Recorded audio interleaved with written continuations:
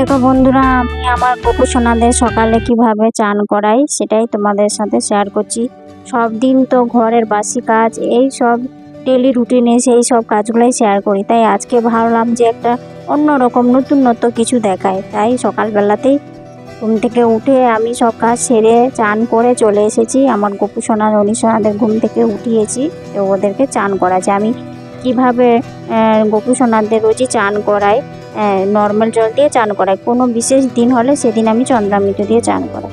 তো দেখো বন্ধুরা, আমি গপু সোনাদেরকে চান করিয়ে দিচ্ছি। তো চান জলের মধ্যে যেটা দেওয়া হয়, এমনি নর্মাল জল থাকে, তার মধ্যে গোলাপ জল, অগুরু, একটা ফুল, তুলসী পাতা দিয়ে আমি এইভাবেই চান করাই। এটা ডেলি চান করাই।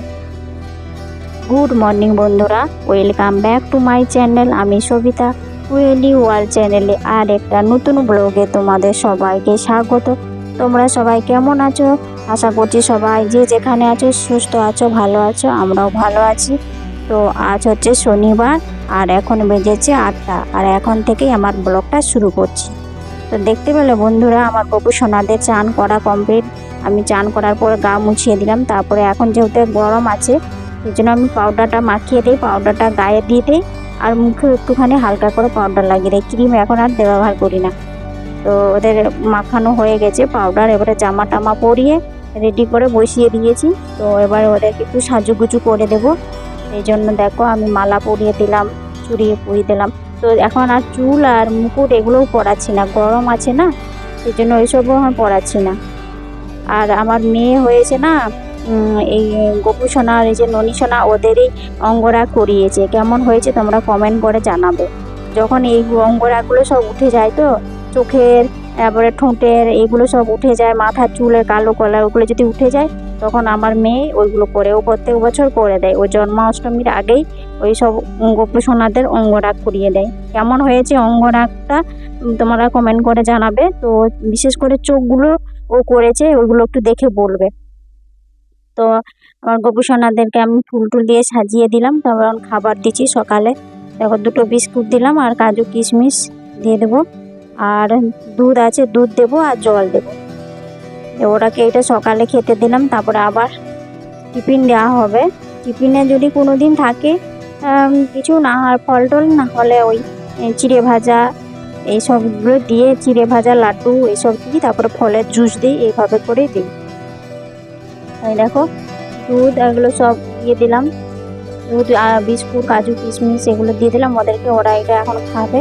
তো তুলসী পাতা দিতে হয়, তো ওদেরকে আমি তুলসী পাতা দিয়ে দিলাম। প্রথমে ওদেরকে আমি খাইয়ে দেবো, তারপরে রেখে দেবো, কিছুক্ষণ পরে এসে আবার তুলে নেব। তো এখন আমি ধূপ প্রদীপ দিয়ে আরতি দেখিয়ে নিই।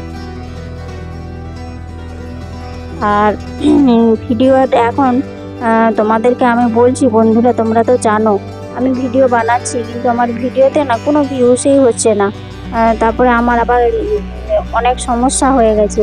আমার লাইভ যে ভিডিওতে ছিল, লাইভ স্ট্রিমে, সেই লাইভ স্ট্রিমটা একটু প্রবলেম দেখা দিয়েছে। সেই জন্য ওখানেও লাইভ করতে পারছি না। সেই জন্য মানে ওয়াচ টাইমটা কমপ্লিটও হচ্ছে না। ওয়াচ টাইম মানে অনেক কম আমার। এটা ভাবছিলাম যে ওয়াচ টাইমটা কমপ্লিট করবো, কিন্তু একটা প্রবলেমের জন্য ওয়াচ টাইমটা কমপ্লিট করতে পারলাম না। আর যে লাইভ স্ট্রিমটাই মানে অফ হয়ে গেছে, অন হচ্ছে না। তো আমার এদিকে পুজো দিয়ে আমি চলে এসেছি। তো মাথা এখন চিরুনি করে নিই, রান্না করতে হবে, মেয়ে স্কুল যাবে আজকে, যেহেতু টিফিন খেয়ে চলে যাবে স্কুল, শনিবার আছে, এসে ভাত খাবে। আর আমার চুলগুলো এত মানে হেয়ার ফল হচ্ছে আমার চুলগুলোতে। চুলটা বড় ছিল, আমি কেটে দিলাম, এত হেয়ার ফল হচ্ছিল। তাও দেখছি, তাও কিন্তু চুল উঠেই যাচ্ছে, আর ভালো লাগছে না। কি করব, কি ব্যবহার করব? তোমরা আমাকে কমেন্ট করে জানাবে তো কোন তেল বা কিছু শ্যাম্পু ইউজ করলে যে হেয়ার ফল হয় না, বন্ধ হয়ে যায়, সেটা আমাকে কমেন্ট করে জানাবে। কিন্তু আমি তো সব সম্বন্ধে কিছু জানি না। আর এদিকে দেখো মেয়ে টিফিন খাচ্ছে। মেয়েকে যে ইয়ে করে দিয়েছিলাম, গোলা রুটি, ওইটা করে দিয়েছি। ও ওইটা করেই খেয়ে টিফিনে যাবে। তার সাথে আর দুধ দিয়েছি, আলু ভাজা ছিল সেটা দিয়েছি। আর ওর বাবা হচ্ছে সেই আগের দিনে ভিজে ভাত ছিল, সেই ভিজে ভাতটাই খাচ্ছে। তো আমি এখনও কিছুই খাইনি। তো আমি আগে সবজি টবজি কেটে নেবো, তারপরে খাবো। তো এই যে কী রান্না করবো সেই সবজিগুলো কেটে নিই। কেটে নিয়ে যে যেগুলো কাটবো, আর যেগুলো রাখার ফ্রিজে সেগুলো ভরে রেখে দেবো। তো আমার হাজব্যান্ড বাড়ি গিয়েছিল, দেশের বাড়ি, সেখান থেকে ওই আনারস, তারপরে নারকেল আর ওই যে পুঁই ডাঁটা এসব দিয়েছিল, ওইগুলো রয়েছে। তাই আমি ভাবলাম যে পুঁই ডাঁটার আজকে চচ্চড়ি করে নেই, তো কচু দিয়ে কুমড়ো দিয়ে বানাবো। এটার জন্য আমি ডাঁটাটা বসিয়ে দিলাম। এই যে এখানে দেখো ফোড়ন দিয়ে, তেল দিয়ে আর শুকনো লঙ্কা দিয়ে ফোড়নটাকে ভেজে নিয়ে এই যে এবারে কচু, আলু, কুমড়ো এটাকে আগে ভেজে নেবো। তারপরে যে ডাঁটা এনেছে পুঁই ডাঁটা, সেই ডাঁটাটা দিয়ে রান্না করব। তো পুঁই ডাঁটা দিয়ে কচুর সাথে ভালো লাগে। আর ওইদিকে ওই ঢেঁড়সের ঝাল করব সর্ষে বাটা দিয়ে। আর এইদিকে আমি এই যে কচু দিয়ে কুমড়ো দিয়ে যে পুঁই শাকটা করবো, সেটা হচ্ছে আদা বাটা দিয়েছি, আদা জিরে বাটা আর শুকনো গুঁড়ো মশলা দিয়েছি, আর কিছু দেবো না, এগুলো দিয়ে করব। আর ডালটাও করে নিয়েছি, ভাতও হয়ে গেছে।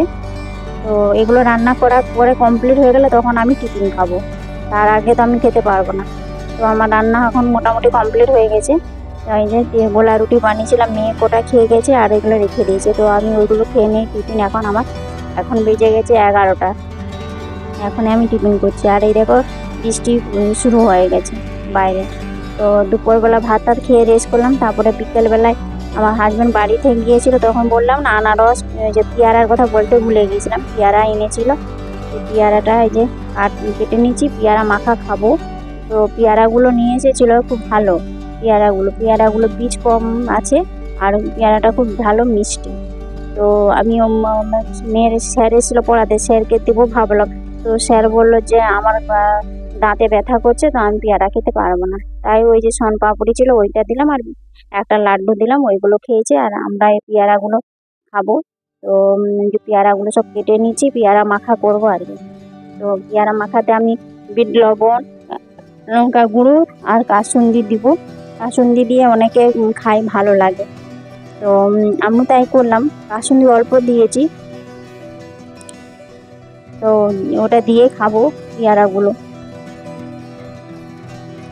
তারপরে খেয়ে দিয়ে আবার সব বিকেল হয়ে গেছে। এখন আমার কি কাজ হয়, কাজের মেয়েটা এসে বাসন ধুয়ে যাবে। তো আমার আবার বিকালবেলায় ওই সব আবার ঘর ঝাঁট দেওয়া এইসব বাকি থাকে, ওইগুলো করতে হয়।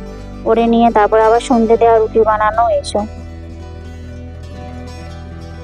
এই জন্য বন্ধুরা তোমাদেরকে বলছি, আমরা ভিডিও বানাচ্ছি, ভিডিও যদি খারাপ হয়ে থাকে, যদি ভালো না লাগে, তাতে আমাদের কমেন্ট করে জানাও। কিন্তু এইভাবে ভিডিওগুলো দিচ্ছি, কিন্তু অনেক বন্ধু আছে আমাকে বলছে যে কমেন্ট করে যে তোমাকে বন্ধু সাপোর্ট করলাম, তুমি আমার পাশে আছি, আমি তোমার পাশে আছি এইসব বলে, কিন্তু সাবস্ক্রাইব যদি করে দেয়, কিন্তু তারপরে দেখি না ভিডিওগুলো আর দেখে না। সাবস্ক্রাইব করে দিয়েছে কিন্তু আর ভিডিওগুলো দেখে না।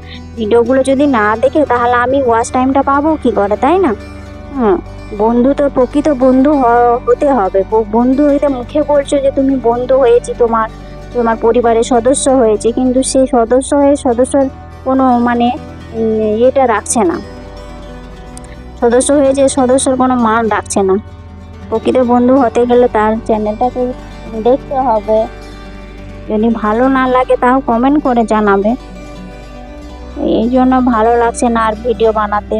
ভাবছি যে ইউটিউবে এসেই আমি বড় ক্ষতি করলাম।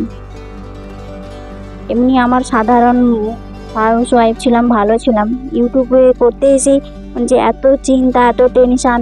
একদিন আমার ভিডিও না দিতে পারলে আবার মন খারাপ হয়ে যায়। ভিডিওতে আবার যদি কোনো কিছু একটা সমস্যা দেখা দিলে তাতে টেনশানে না খাওয়া দাওয়া, না ঘুম, কত কিছুই হয় বলো তো। এই জন্যই ভালো লাগছে না। তাই বন্ধুরা তোমরাকে বলছি, প্লিজ ভিডিওগুলো দেখো, কমেন্ট করো, তারপরে সাপোর্ট করো, পাশে থাকো, লাইক করো, তাহলে আমার একটু মোটিভেশন হবে। তাহলে না আবার নতুন নতুন কিছু দেখায়, তাই না? এই দেখো রাতে আমার রুটি বানানো হয়ে গেছে, রুটি খেয়ে দিয়ে এই যে এখন চলে এলাম বিছানার কাছে। আর ভিডিওটা এখানেই শেষ করব। ভিডিওটা যদি ভালো লাগে তাহলে প্লিজ আমার চ্যানেলটাকে সাবস্ক্রাইব করে দাও, লাইক করে কমেন্ট করে জানাবে কেমন হয়েছে। ততক্ষণ সবাই ভালো থাকো, সুস্থ থাকো, দেখা হচ্ছে পরের ব্লগে। ততক্ষণ সবাইকে বাই, গুড নাইট।